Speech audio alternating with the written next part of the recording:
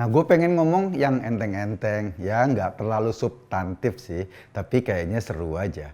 Kali ini gue pengen ngomong soal Haikal Hasan, nasibnya di kelompok 212. Di acara Masuk Pak Eko.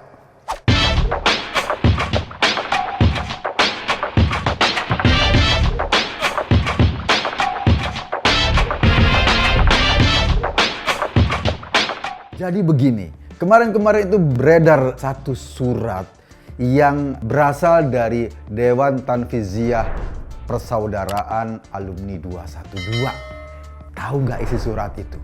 Bahwa Haikal Hasan telah dipecat dari 212. Atau dengan kata lain, bahasa halusnya udah nggak gabung di kelompok itu. Kalau kata Slamet Ma'arif sih, bahasa halusnya, iya memang Haikal mengundurkan diri. Dia tidak lagi terlibat di semua kegiatan 212. Tapi beredar videonya Haikal Hasan. Dia mengklarifikasi bahwa dia sama sekali tidak terlibat dalam pembunuhan dan penculikan. Wow, ini pasti bikin seru kan? Mungkin saja statement atau videonya Haikal Hasan yang kebetulan itu katanya direkam di Madinah di dekat makam Rasul, dan dia menyatakan klarifikasi di situ bahwa dia tidak terlibat pembunuhan dan penculikan. Banyak orang yang bertanya, termasuk gue yang bertanya, apakah ini ada hubungannya dengan keluarnya surat pemecatan itu? Kalau ini ada hubungannya, betapa serunya kayaknya problem yang melanda kelompok 212 ini. Iya sih, mungkin Haikal di kelompok itu dicurigai sebagai orang yang memberikan info-info sehingga kemudian siapa-siapa yang memang menjadi tokoh di kelompok itu bisa diakses oleh aparat dan kemudian diamankan. Mungkin begitu cerita di balik masalahnya. Kalau kita lihat karakternya Haikal Hasan, emang agak aneh sih menurut gua. Dia tuh bisa ngepot-ngepot loh. Kalau ngomong itu bisa ngepotnya 180 derajat bolak-balik. Sekali waktu ya, dia ngomong mengecam-ngecam Jokowi dengan kata-kata yang amat kasar. Sekali waktu dia bisa memuji-muji dengan kata-kata yang amat bagus. Dia pernah diusir kemarin itu dari acara pengajian di Malang. Dia nggak diterima oleh masyarakat Malang, pengajiannya ditolak karena sebagian masyarakat Malang, ceramah-ceramah Haikal Hasan itu sangat provokatif, sangat menimbulkan perpecahan. Setelah itu dia balik dan kemudian dibikin video. Isi videonya apa? Memuji-muji, bahkan menasehati kalau ceramah itu harus baik, harus membangun akhlak yang baik, harus menyampaikan juga program-program atau kebaikan-kebaikan yang diberikan pemerintah kepada masyarakat. Orang jadi bertanya-tanya, kelompok ini jadi bertanya-tanya. Misalnya kelompok orang-orang yang pro pemerintah nanya, kok Haikal sekarang berubah ya? Tapi kelompoknya yang selama ini didiami oleh Haikal Hasan juga bertanya, ini orang kenapa? Masih inget nggak ketika dia ngomporin, ngaku bermimpi ketemu Rasulullah ketika ada 6 orang yang mati di KM 50, anggota FPI yang lawan polisi, kemudian pada akhirnya dilawan balik oleh polisi dan kemudian 6 orang itu mati. Haikal Hasan ngomporin, saya bermimpi ketemu Rasul dan ini adalah para syuhada yang disambut oleh Nabi. Begitu kata Haikal Hasan. Orang bereaksi, ini apa-apaan ketemu Nabi? Mimpi ketemu Nabi tapi diceritakan kemana-mana. Dan kemudian ini menjadi persepsi yang aneh di kepala masyarakat.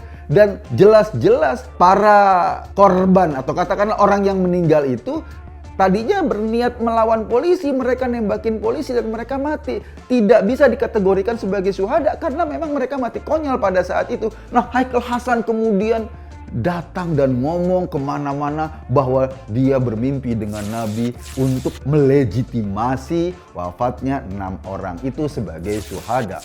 Banyak orang yang protes. Haikal Hasan dilaporin. Nggak lama setelah dilaporin, dia mungkin agak ketakutan. Dia keliling. Ketemu Pak Mahfud, fotonya kemudian disebarin sama dia untuk menunjukkan bahwa dia dekat dengan pemerintahan atau dia bisa bersahabat dengan kelompok atau orang-orang yang selama ini dikritiknya dengan keras, dengan bahasa yang sangat keras. Gua juga bingung. Mungkin orang di 212, kelompok 212 juga bingung. Ini kok kelakuannya kayak licin ya? Kayak belut, kayak ular, bisa ke sana, bisa ke sini, dan kemudian dia bisa ngomong sebaliknya dari apa yang diomongin sebelumnya. Mulutnya nggak bisa dipegang, buntutnya nggak bisa dipegang. Kalau buntut belakang, gua nggak tahu buntut depan bisa dipegang apa nggak. Tetapi yang paling jelas, posisinya saat ini dianggap, dalam tanda kutip ya, perkiraan gue, dianggap berkhianat oleh kelompok 212, tetapi tentu saja untuk kelompok-kelompok yang menentang kelompok 212, orang-orang yang nasionalis, orang-orang yang ingin tetap menjaga NKRI juga nggak mau berdekat-dekatan dengan orang kayak gini. Sekarang Haikal kebingungan, nggak ada payung. Padahal ya, persaudaraan alumni 212 itu atau persaudaraan 212 itu pimpinan tertingginya Rizik loh. Dan Haikal Hasan adalah direktur Rizik Center. Dia mengaku sangat dekat dengan Rizik, selalu memberikan pujian-pujian kepada Rizik, dan ternyata dia akhirnya dipecat dari lingkungan itu. Gue sih nggak tahu apa sebetulnya posisi Haikal Hasan, apa perannya, apa yang dia lakukan selama ini.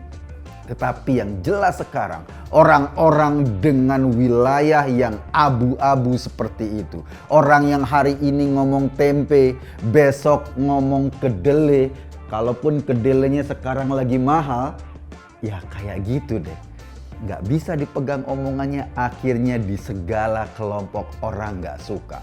Orang mungkin lebih menghormati mereka yang berjalan konsisten, kalaupun konsisten jadi jahat. Kenapa? Karena sudah jelas stempelnya. Tapi orang akan muak dengan perilaku yang abu-abu, apalagi ngomongnya bisa dibolak-balik. Haikal mungkin lupa ketika dia berteriak-teriak. Saya pernah satu forum dengan Haikal dan dia berteriak-teriak, demi Allah buzzer itu haram. Padahal jelas-jelas ya, dia waktu itu menuding orang-orang yang membela pemerintahan sebagai buzzer. Padahal jelas-jelas video Haikal Hasan tersebar. Dia lagi mengoperasikan banyak handphone pada saat itu. Dan ditanya sama orang, lagi ngapain be? Lagi kerja katanya. Dan dia menunjukkan kepada orang, gua ini buzzer. Tetapi bisa-bisanya ketika di sebuah forum di televisi, dia mengatakan dengan menyebut nama Tuhan, menyebut nama Allah, dan menuding-nuding buzzer. Dia lupa sama videonya yang beredar. Dia lupa bahwa itu pekerjaannya selama ini. Jadi orang-orang seperti ini memang akan menimbulkan banyak masalah dimanapun dia nemplok. Dan terbukti bahkan kelompoknya sendiri, alumni 212 atau persaudaraan 212 mengeluarkan surat pemecatan kepada Haikal Hasan. Saya nggak tahu ketika di PHK seperti itu, apakah dia bisa mencairkan jaminan hari tua jam sosteknya. Kalau itu punya jam sostek, kalau nggak punya jam sostek, barangkali ya nasibnya Haikal Hasan yang terombang-ambing seperti botol aqua di Ancol, di Laut Ancol, terombang-ambing sama ombak dan akhirnya berhenti di samping sirkuit Formula E yang belum jadi juga.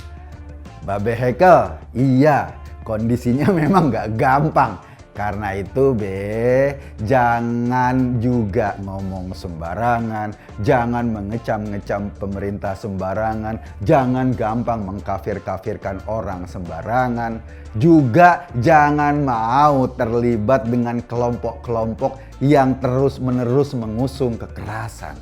Kan akibatnya jadi begini ente. Kesana nggak diterima, sini nggak diterima. Kayak anak masuk sekolah yang semua sekolahan menolak. Akhirnya dia cuma nongkrong di bawah pohon bambu.